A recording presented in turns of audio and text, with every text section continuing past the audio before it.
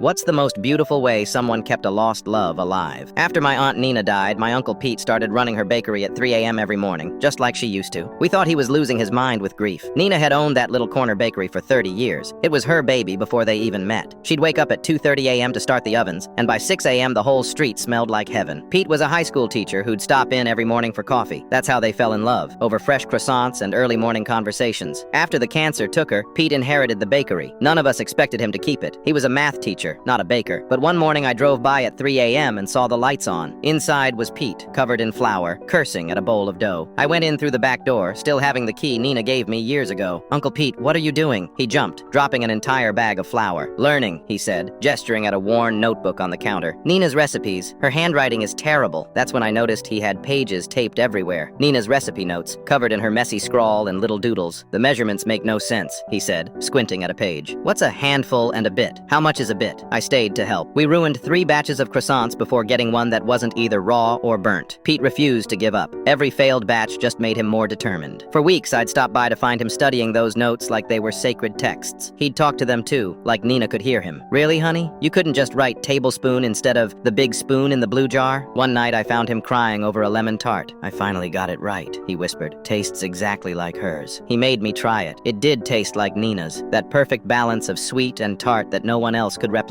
Slowly, the regulars started coming back. Old ladies who'd been buying Nina's bread for decades would tear up when they tasted Pete's versions. "Just like Nina's," they'd say, patting his hand. Pete kept Nina's staff, but he was always there at 3 a.m., starting the ovens. The neighborhood kids started calling him the baker teacher because he'd help them with math homework while they waited for fresh cookies. One morning, about a year later, I stopped by and found him teaching Nina's chocolate cake recipe to a young woman. She was taking notes, asking questions. Pete was explaining each step with the patience of a lifelong teacher. "Who's she?" I asked later. "My new apprentice," Pete said. "She reminds me of Nina when she was young. Same fire in her eyes." That's when I noticed the stack of blank notebooks on his desk. "What are those for?" I asked. Pete smiled, running his hand over Nina's old recipe book. "I'm writing everything down, properly this time. Actual measurements, clear instructions. So Nina's recipes will live on even after I'm gone." He's taught dozens of apprentices since then. Each one gets their own copy of Nina's recipes, now translated from her cryptic notes into clear directions. But they also learn the stories behind each recipe. How Nina created her famous lavender scones for their wedding. How she'd stress-bake banana bread at midnight. The bakery's bigger now. Pete finally retired from teaching to run it full-time. But he still comes in at 3 a.m. every morning to start the ovens, just like Nina did.